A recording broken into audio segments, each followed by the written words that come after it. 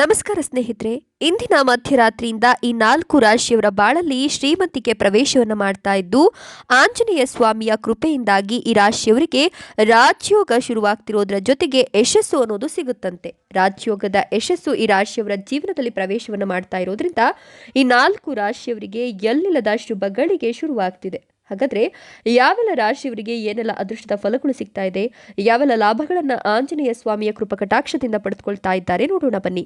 ಅದಕ್ಕಿಂತ ಮೊದಲು ಆಂಜನೇಯ ಸ್ವಾಮಿಗೆ ಒಂದು ಲೈಕ್ ಕೊಟ್ಟು, ಸ್ನೇಹಿತರೆ, ಪ್ರತಿದಿನ ಭವಿಷ್ಯ ತಿಳಿಯಲು ನಮ್ಮ ಚಾನೆಲ್ ಅನ್ನು ಸಬ್ಸ್ಕ್ರೈಬ್ ಮಾಡಿ. ಫಾಸ್ಟ್ ನೋಟಿಫಿಕೇಶನ್ಗೆ ಬೆಲ್ ಐಕಾನ್ ಮೇಲೆ ಕ್ಲಿಕ್ ಮಾಡಿ, ಆಲ್ ಅಂತ ಸೆಲೆಕ್ಟ್ ಮಾಡಿ.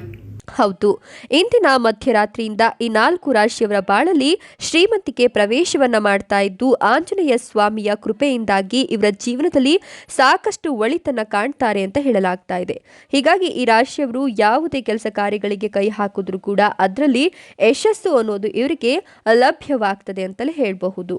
ಉದ್ಯೋಗಾಕಾಂಕ್ಷಿಗಳಿಗೆ ಬಯಸಿದ ಕ್ಷೇತ್ರದಲ್ಲಿ ಸದಾವಕಾಶ ದೊರೆಯುತ್ತೆ ಅಂತ ಹೇಳಲಾಗ್ತಿದ್ದು, ನಿಮ್ಮ ಗೆಳೆಯರಿಂದ ನಿಮಗೆ ಆರ್ಥಿಕ ಸಹಾಯ ಸಿಗಬಹುದಂತೆ.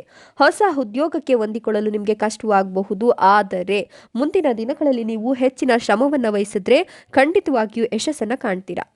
ಇನ್ನು ಮಹಿಳಾ ಉದ್ಯೋಗಿಗಳಿಗೆ ಜವಾಬ್ದಾರಿ ಸಿಗುತ್ತೆ. ನಯ ವಿನಯ ಶಿಷ್ಟಾಚಾರಗಳನ್ನು ನೀವು ಕಾಪಾಡಿಕೊಂಡಿದ್ದೇ ಆದಲ್ಲಿ ನಿಮ್ಮ ಶ್ರೇಣಿ ಉನ್ನತ ಮಟ್ಟಕ್ಕೆ ಹೋಗುತ್ತೆ. ಪ್ರಮುಖ ಗುರಿ ಸಾಧಕರಿಗೆ ಮುಂದಿನ ದಿನಗಳಲ್ಲಿ ಒಳ್ಳೆಯ ಬೇಡಿಕೆ ಸಿಗುತ್ತೆ. ಹೊಂದಾಣಿಕೆಯ ಮನೋಭಾವ ಕಡಿಮೆಯಾಗಿರೋದ್ರಿಂದ ಕುಟುಂಬದಲ್ಲಿ ಕೆಲವೊಂದಷ್ಟು ಭಿನ್ನಾಭಿಪ್ರಾಯಗಳು ಉಂಟಾಗ್ತವೆ. ಅದನ್ನು ತಡೆಗಟ್ಟಲು ನೀವು ಜಾಗೃತಿಯನ್ನು ವಹಿಸಬೇಕಾಗುತ್ತೆ. ಯಾವುದೇ ಅನುಮಾನಗಳಿಲ್ಲದೆ ನೀವು ಏಕಮುಖವಾದ ನಿರ್ಧಾರವನ್ನು ತೆಗೆದುಕೊಳ್ಳೋದು ಕೆಲವೊಂದಷ್ಟು ಸಂದರ್ಭದಲ್ಲಿ ಅಸಾಧ್ಯವಾಗಬಹುದು. ಹೀಗಾಗಿ ಸ್ವಲ್ಪ ಜಾಗರೂಕರಾಗಿರಿ. ಇನ್ನು ಕೈ ಹಾಕಿದ ಕೆಲಸಗಳು ಯಾವುದೇ ತೊಂದರೆ ಇಲ್ಲದೆ ನೆರವೇರುತ್ತೆ. ವಾಹನ ಖರೀದಿಯ ಬಗ್ಗೆ ಚಿಂತನೆ ಇರಬೇಕಂತೆ. ವೃತ್ತಿಯಲ್ಲಿ ಅಧಿಕಾರಿಗಳು ಕಾರ್ಯಸಾಧನೆಯನ್ನು ಗುರುತಿಸಿ ನಿಮಗೆ ಬಡ್ತಿಯನ್ನು ಕೊಡ್ತಾರೆ ಅಂತ ಹೇಳಲಾಗ್ತಾ ಇದೆ. ಇನ್ನು ಈ ರಾಶಿಯವರ ಜೀವನದಲ್ಲಿ ಶ್ರೀಮಂತಿಕೆಯ ಯೋಗ ಪ್ರವೇಶವನ್ನು ಮಾಡ್ತಾ ಇರೋದ್ರಿಂದ ಇವರಿಗೆ ವೃತ್ತಿಯಲ್ಲಿ ಸಾಕಷ್ಟು ಒಳ್ಳೆಯ ಅನುಕೂಲಗಳು ಲಭಿಸ್ತವೆ. ಜನಸಂಪರ್ಕ ಬೆಳೆಸ್ಕೊಳ್ಳೋದು ನಿಮಗೆ ತುಂಬಾನೇ ಉತ್ತಮ. ಮನೆ ಕಟ್ಟಡದ ಕೆಲಸಗಳು ಮುಕ್ತಾಯದ ಹಂತಕ್ಕೆ ತಲುಪೋದು. ಯಾವುದೇ ಅನಿವಾರ್ಯಗಳಿದ್ರೂ ಕೂಡ ದೂರದ ಪ್ರಯಾಣವನ್ನು ನೀವು ಮಾಡೋಕೆ ಹೋಗಬೇಡಿ.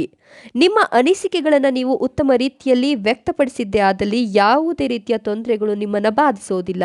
ವ್ಯವಹಾರದಲ್ಲಿನ ಯೋಜನೆ, ಅವುಗಳ ಬೆಳವಣಿಗೆಯ ಬಗ್ಗೆ ನೀವು ಸಂಬಂಧಪಟ್ಟವರಿಂದ ವಿಚಾರವನ್ನು ತಿಳಿದುಕೊಳ್ಳೋದು ಉತ್ತಮ ಅಂತ ಹೇಳಲಾಗ್ತಾ ಇದ್ದು, ನಿರುದ್ಯೋಗಿಗಳಿಗೆ ಬಯಸಿದ ಉದ್ಯೋಗ ಅನ್ನೋದು ಸಿಗುತ್ತೆ.